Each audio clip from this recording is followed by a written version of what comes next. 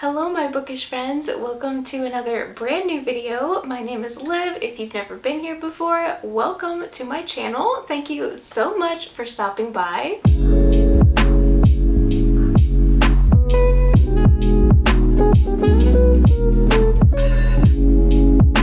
For today's video, I have been stockpiling a bunch of books during my move that I want to get rid of. I want to say there's like at least 40 books here. Let me just preface this video by saying I have nothing against the authors. I have nothing against the books in general. I am not here to start any beef with anyone, but the main purpose of me doing an unhaul is because I have limited shelf space and a lot of my books sit in my closet. They can't be on display, and I just want to narrow down what I can put on my shelves and just really display the books that I super love. Some of these books I still have from when I first started my bookstagram, and I haven't read them still, and that was about 4 years ago. So clearly I'm not interested in a lot of these books anymore, so there's really no point in me holding on to them any longer, and sometimes I get unsolicited ARCs that I just don't have any interest in. So there's definitely a major variety here of a bunch of different kinds of books, and I am just ready for them all to go so I can bring in some brand new books that I'm way more interested in. That being said, I am going to be selling these on Pango Books. I have a storefront, so I will leave my link in the description below. If any of these books pique your interest or you've been looking for this specific book for cheaper, definitely go check that out because I'm hoping to get some of these books up on there soon. I've never sold books before, but it's gonna be a journey, and yeah, I am just ready to get rid of these. So I hope you guys are ready for this very long video. Go ahead and grab yourselves a cup of tea, cup of coffee. I have my energy drink here because it's gonna be a long video. So buckle up and let's just go ahead and get started. I'm gonna start off by talking about the storied life of A.J. Fikry, which I just saw is going to actually become a movie with Lucy Hale. But I originally found this book years ago when Jesse from Jesse the Reader was talking about it, and I think he actually really does like this book. So I am very intrigued by the movie, but I cannot decide if I should just watch the movie and get rid of the book. I've heard the book is kind of slow. I've just lost interest, but now that they're making a movie, I'm kind of second guessing myself. Next, I have here Becoming by Michelle Obama. I still have not read it, but I have heard the audio is actually very, very good because she narrates it. So I think I would prefer to read it on audio versus physically. Also, I just want to apologize if the light changes a lot throughout this video, but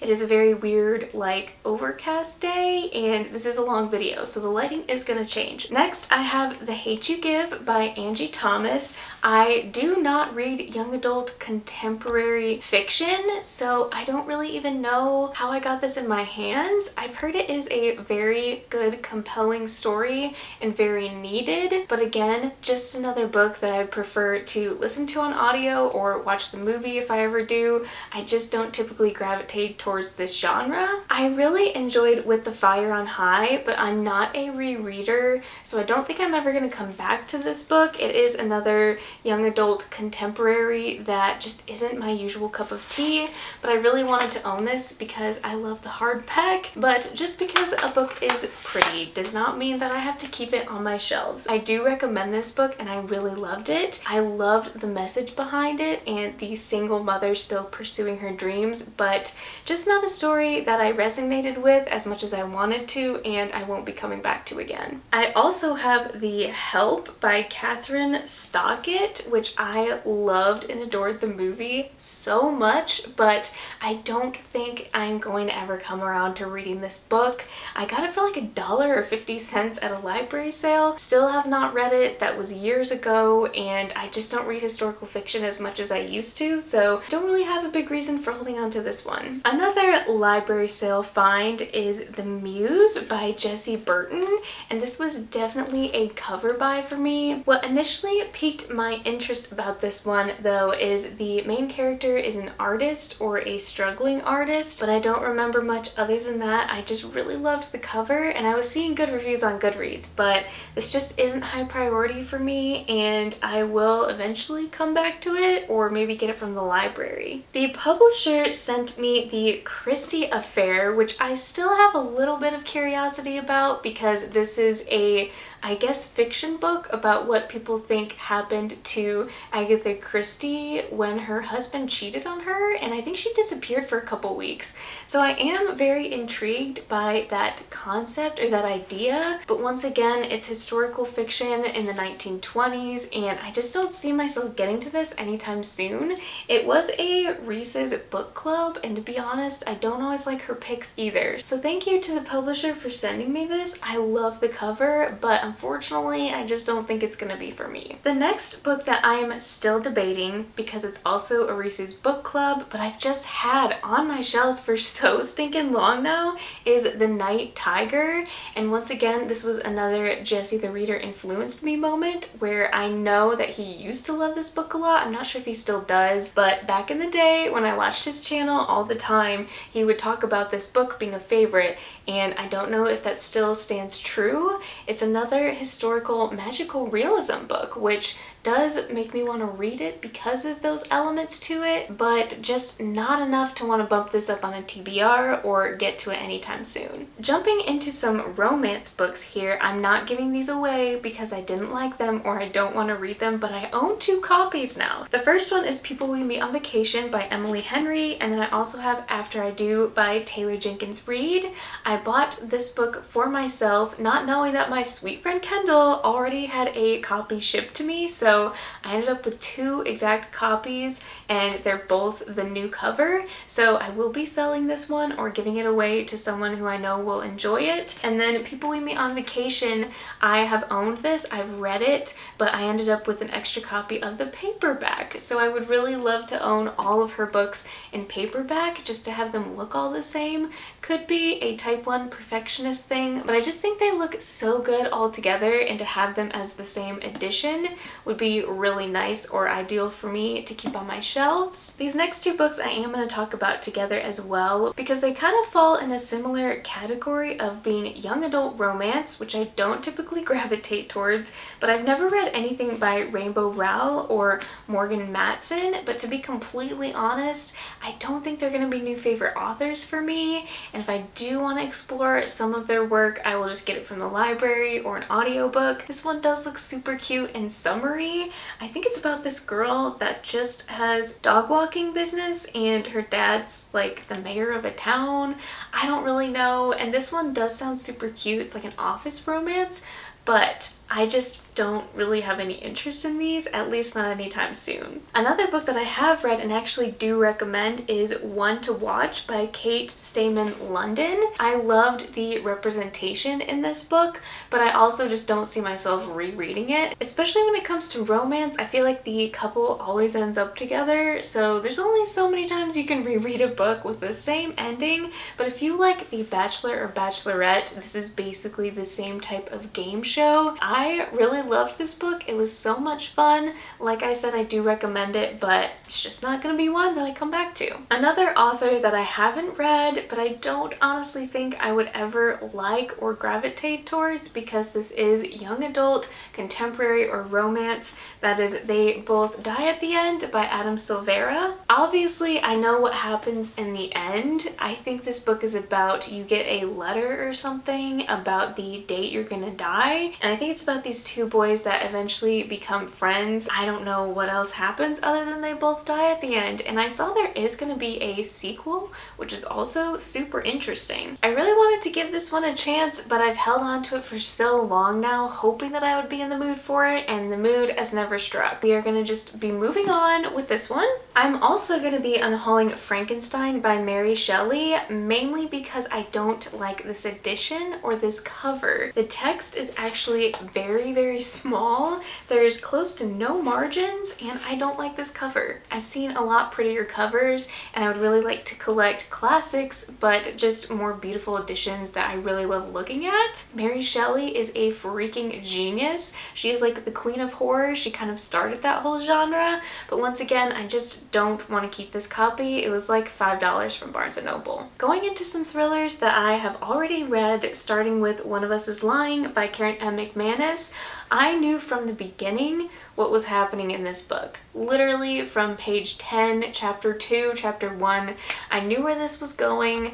I just don't think young adult mystery thrillers are for me because they're predictable, but also they just don't go there. There's not enough suspense to keep me entertained, and I do recommend this one to maybe like beginner mystery thriller readers, but I just didn't enjoy this one because I predicted it from the very start. I'm also possibly gonna be unhauling the Final Girl Support Group by Grady Hendrix. That might be a surprise to you guys because you know I love Grady Hendrix, but this was one of my least favorite of his that I've read. I think I gave it 3 stars. It was just okay. It was entertaining. It was funny like usual. I love his writing, but the plot just was not there. Next, I have We Were Liars by E. Lockhart. I was definitely behind on the hype train when I read this earlier this summer, and I did enjoy it, but I also knew what was going on. It was a little bit predictable. I didn't care for the writing, and I feel like because once again this is a young adult mystery thriller, it's just not my cup of tea. This was just nothing groundbreaking for me. It was middle of the road rating, and I don't know, it was just okay. Another mediocre mystery thriller, unfortunately, was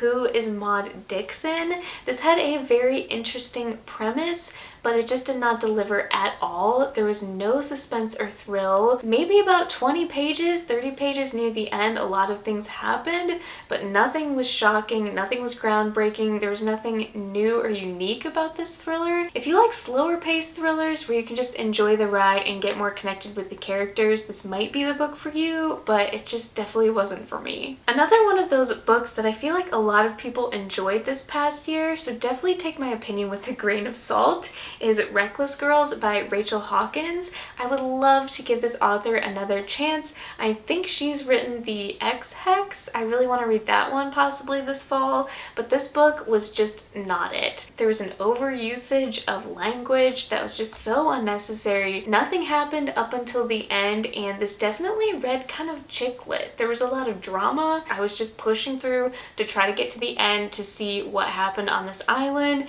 and unfortunately I just really lost interest halfway through. Something in the Water by Catherine Steadman is another one of those books that I keep going back and forth because I know she's written a couple other books, and I'm really interested in The Family Game. I think that's coming out soon, so I'm not sure if I want to read like an older book by her or if I just want to go straight into her new release. I'm not sure if I want to hold on to this one, but I've been seeing mixed reviews and especially a lot of negative things, so I don't know if it's gonna be the thriller for me. I've had this for ages, haven't been motivated at all to pick it up, so I think it might be time to pass it on. The same goes with All the Missing Girls. It's just been sitting on my shelf for so long and I've just lost interest, but I think what really piqued my interest in the first place was this starts in the future and then it goes to the past. So instead of like starting in the present and moving the story along, you are trying to figure out what happened to these girls by moving backwards in the story. So that's really unique, but I've also heard that people said it wasn't done well.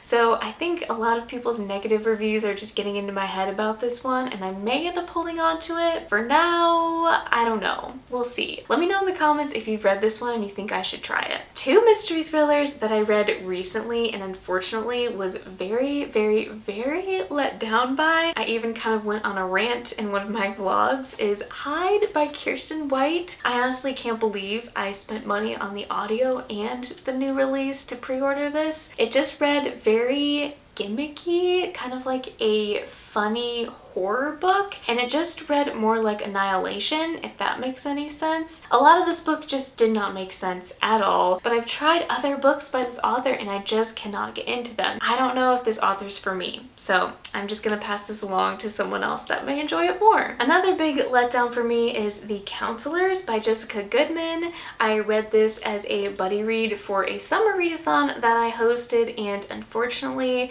it just did not deliver. It definitely had those nostalgic camp summer vibes. The rest of the plot and the characters I just was not a fan of. I wasn't really shocked or thrown by the ending. It was just kind of like, okay, now let's move on. So another one of those cases where I really just don't think young adult mystery thrillers are going to be for me from now on. These next 2 books I picked up I thought I was going to love because the author is so popular, but I read Pretty Girls by Karen Slaughter, and I really did not like that book, and somehow I ended up with 2 of her other books before I even read one. So now I'm stuck with both of these books that I just don't have an interest in reading, and this one is actually a signed copy with an author note. I actually started watching the Netflix show. I thought I was gonna read this book and then watch the show, but I wasn't really into the show either, so unfortunately I don't think I'm gonna be interested anytime soon in reading these. And then I have a few fantasy books that I was super excited about, but I just don't think are gonna be my jam after all. The first one is Ink in the Blood. I actually got an art copy of this, and unfortunately my excitement for this kind of died away. I don't know why. I think this is actually a series, or will be a series, but it sounded really cool because the characters can actually use magic by drawing tattoos or something, and it sounds very interesting, but I have never heard anyone even mention this book, so I don't know if that's a good thing or a bad thing. Maybe I'll hold on to this and I'll end up finding a hidden gem, but I just don't know. I'm like kind of scared to keep it. So if you guys have read this though, definitely let me know, because the premise sounds intriguing, but I just don't know when I'm gonna get to it. I also won a Bookstagram giveaway a long time ago for Gingerbread. From what I remember about this, it's a Hansel and Gretel retelling, but make it fantasy. That's all I know about it. It's one of those books that I've held on to and kind of kept an eye on reviews, but it just didn't blow up like I had thought it would. Hansel and Gretel isn't a story that I'm super attached to. I think I'm just gonna be giving this away to maybe like a free little library or something.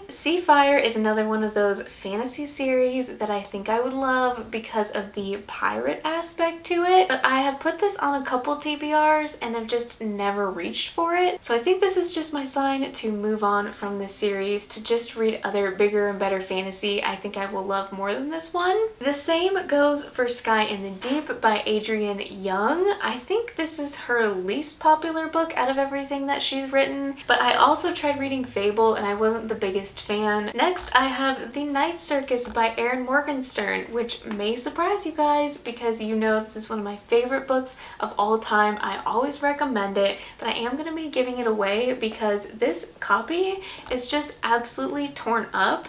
It's a great like floppy paperback, but it doesn't like flop. This book is just very unsatisfying. It's peeling away, and there I think is a white illustrated cover that I love even more. I really just want to own my favorite edition of my favorite book, which I feel like is definitely a book nerd thing. This one is just falling apart and peeling, and I just want something that looks better on my shelves, to be honest. This next book, Wicked Like Wildfire, was definitely a cover buy for me. I got it super cheap on Book Outlet. It's just another fantasy book, I think, where the main characters can manipulate beauty somehow. I haven't heard a single person say this is good, so the only reason I would be keeping onto this is for the cover, and if I'm never gonna read it, what's the point in keeping it? Then I also have The Lost Queen, which my friend Kaylin really loved and enjoyed. I feel like I might like this because it definitely gives me Outlander feels, but I just don't see myself reaching for this anytime soon. This is also just another series that I just don't want to commit the time to right now. A River of Royal Blood is a book that I've been holding on solely because of nostalgia. This was one of the first ever finished copies that I received from a publisher,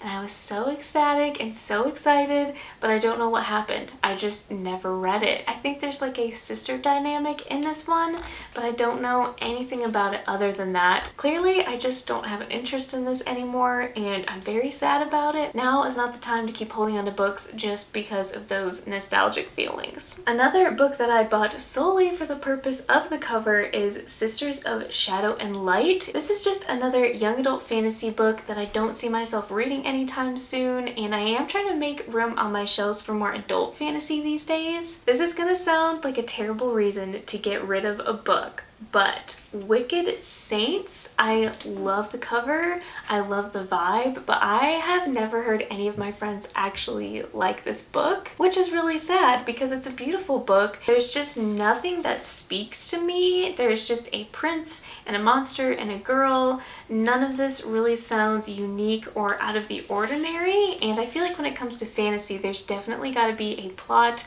or an element of the magic system that piques my curiosity. I've tried holding on to it to give it a chance when it was super popular, but unfortunately that excitement has just kind of died. Another giant book that I have been holding on to because, for one, I won it in a giveaway, and two, because I don't own that many sci-fi books, is To Sleep in a Sea of Stars. I've never read Aragon, but for some reason this sounded really cool, but I did not realize it was going to be so big, and I've heard a lot of people say it's really slow. I also have a signed copy, which is super cool. I may hold on to this for one more year because I may eventually be in the mood for it come winter time when things are a little bit slower and I just have more time to get through really big books. The next books I want to talk about are actually middle grade books, and while I do love middle grade, it's not my first genre that I tend to pick up on a regular basis, so I am kind of narrowing down the middle grade books that I do own and books that I really love in middle grade,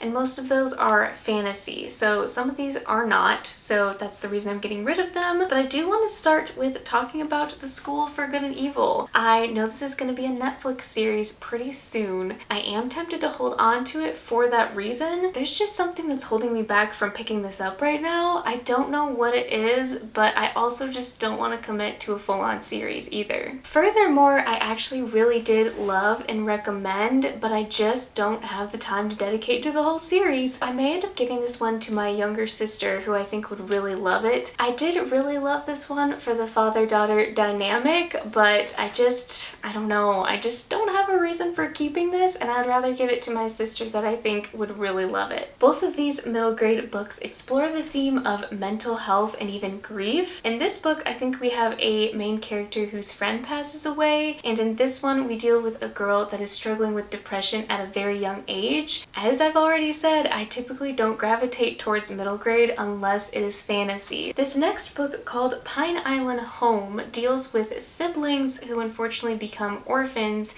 and I'm not sure what happens after that. The reason I've been holding on to this is it has a found family trope in it, which I love, but once again, I've just had this for so long. The publisher sent it to me, and if I haven't read it yet, I don't know if I ever will. The same goes for this one, where the publisher sent it to me and I've just had it way too long on my shelves. I really think I could enjoy this, but there's just other middle grade I'd prefer to read before this one. And the last book, called The Barren Grounds, is one that I have thought about holding on to because it gives me Narnia vibes, but the fact that there's main characters that are like talking animals definitely isn't my vibe, so maybe someone else will like this more. I have a small stack of ARCs here that I will probably be donating to a little free library, but the first one I have is We Were Restless Things, and I originally wanted to read this one because it says for fans of Maggie Stiefvater and Neil Gaiman, but this is another one of those young adult mystery thrillers that I'm very skeptical about. I'm not sure if I'm gonna like it. I thought this was gonna be a super popular book because a lot of people were talking about it, but then once it came out, the hype kind of died down. Sing Me Forgotten is just another ARC, another young adult fantasy that I honestly just don't have room for on my shelves. I love the cover, and I know a lot of people have actually liked this one, so I would definitely consider checking it out. It's just not high on my list. Once again, I have so many other fantasy books that I really want to get to. The next book I have is a literary fiction book called We Are the Brennans. I think the publisher sent this to me without realizing this is not my typical genre, so I will be passing this one up, but I have heard amazing things, so I definitely would give this a try or at least look into it. This next book that also kind of intrigues me is Unmasked: My Life Solving America's Cold Cases by Paul Holes. It says, from the detective who found the Golden State Killer, a memoir of investigating America's toughest cold cases and the rewards and toll of a life-solving crime. I actually love true crime, but I'm not super into biographies or memoirs all the time, so in case you're interested in true crime like I am, you might want to check this one out or look into it. And then I also have The Kingdoms of Savannah. This is some type of southern mystery thriller,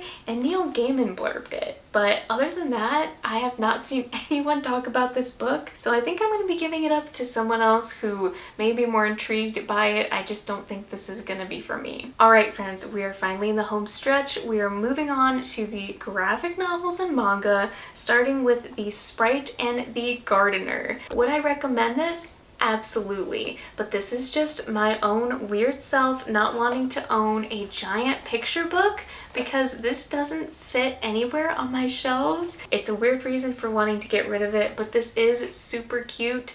It definitely reads more like a children's book versus like a middle grade graphic novel, so just keep that in mind if you're wanting to pick it up. I also read In Real Life. It's about this girl that makes a friend in an online game and realizes he's in trouble. So there is some interesting aspects to this book, but it ended up being way more political than I wanted it to be. So it was a good read for one time, but I don't think I'm going to be reaching to pick this one up again at any point. The same goes for this one called The Prince and the Dressmaker. I know a lot of people love this book, but it just wasn't my favorite of all time. It was super cute, but I just own way too many graphic novels at this point, and this isn't one of my favorites of all time that I feel like I need to own. And the last few books are manga, starting with The Promised Neverland Volume 13. The only reason I'm getting rid of this is I ended up with 2 copies of the same volume. Pandora Hearts is a very popular series. I think there's an anime, and I was definitely interested to know why in the world it was so popular,